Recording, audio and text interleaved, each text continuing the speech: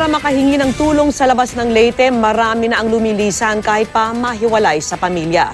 Tila sugal ang pagbabaka sakaling makasakay ng eroplano o barko, makaalpas lang sa mapait nilang karanasan.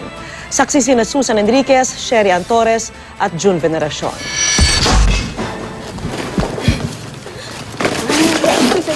Ito ka na lang. Dilo. Malungkot na pamamaalam ang nasaksihan namin sa Tanawan, Leyte. Matapos limasin ng bagyong Yolanda ang kanilang mga gamit, nagpasya ang pamilya Iraq na umalis. Thank you, Lord. Lord, thank you. Sakripisyo lalo't mawawalay sila sa ina ng kanilang padre di pamilya na hirap ng makalakad. Ano na nanay, dasal na lang tayo ng Diyos. Anong gagawin natin? Pangaraw ikaw ng ano. Kaluoy sa Diyos. Patawad ka sa Ginoo. Bisan ano mangyayari sa iyo, Nay. Ang Diyos na mag-aano sa iyo, Nay. Magdasal tayo na yung mga anak ko, Nay. Mahigpit ang kanilang yakap, halos hindi matapos ang iyakan. Ayaw nga niyang pahayag na aalis kami. Pero ano magagawa ko? Sabi nga niya sa akin, baka daw ilang araw na lang siya mamamatay siya tapos aalis kami. Pero anong gagawin namin? Ako, mupay na. Kahit nga dito, ano, pagkain, wala.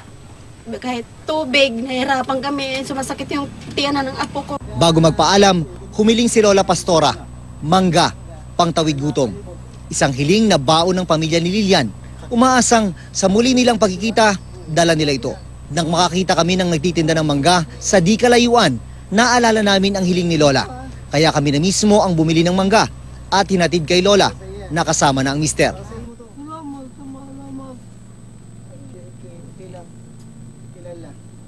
Sa pag-alis ni Lilian, kasabay niya ang mga kababayang nais ding lisanin ng Tanawan.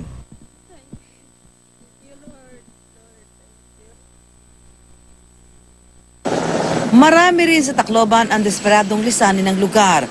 Sa C-130 plane na ito ng Philippine Air Force, 3 na ang pila ng mga sasakay. Kahit hanggang 4 na araw nga ang pila bago makaalis, ang mga nakapila nagtitiis sa init, ulan at gutom. Umalis po ba kayo sa pila habang napakalakas ng ulan? Hindi. Paano po yung baby nyo? Nabasa nga. Nabasa na. Bakit po ayaw nyong umalis dito? Nababasa na kayo. Kasi para makano kami sa pila, sir. Para makapunta kami ng Maynila. Hindi namin alam kung ano itong pinipilahan namin. Nagpaulan kayo kahit walang kasiguraduhan? Oo. Para at least, baka ito na talaga, makaalis kami dito sa Tacloban. Sabi ng US Marines, may ipapadala silang C-17 cargo plane para mas maraming maisakay. Probably double or triple the number of people that you can put on that airplane. So if this looks like it's a backlog, we can thin that out starting tonight. Ang iba naman, makikipagsiksikan daw sa mga dumadaong na barko. Wala na po kasi dito man pagkain at saka tubig at saka marami po kasi magnanakaw. Ninanakaw po lahat ang tindahan. Sinisira po nila. Pati ilang barko ng Philippine Navy nagsasakay na ng mga residente. Kaya may mga naluhan ng tanungin tungkol sa hinaing ng mga residenteng di raw ramdam ang tulong ng gobyerno. Sa Cebu ang destinasyon ng ilang sakay ng barko ng Navy.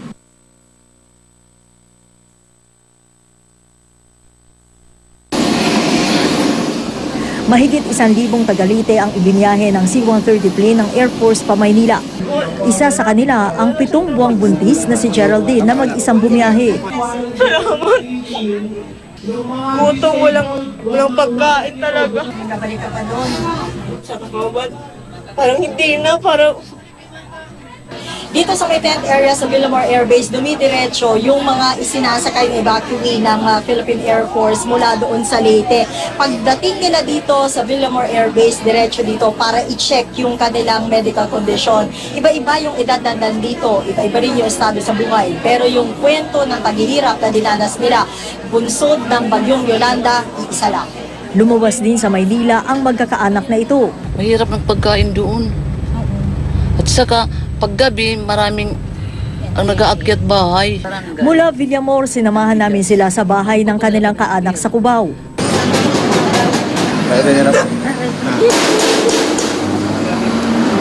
Kapagpatay na ka. Mamamatay ako sa kahinti. Dito muna sila. welcome naman sila lagi. Ang problema nila, paano mabubuhay dito? Tutulungan nyo naman sila dito. Oo naman. Titinda naman ako.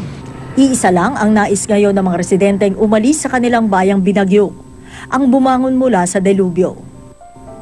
Ako si Sharian Torres. Ako, si Susan Enriquez, mula rito sa Leyte. At mula rito sa Leyte, ako si Jun Veneracion. Kami ang inyong saksi.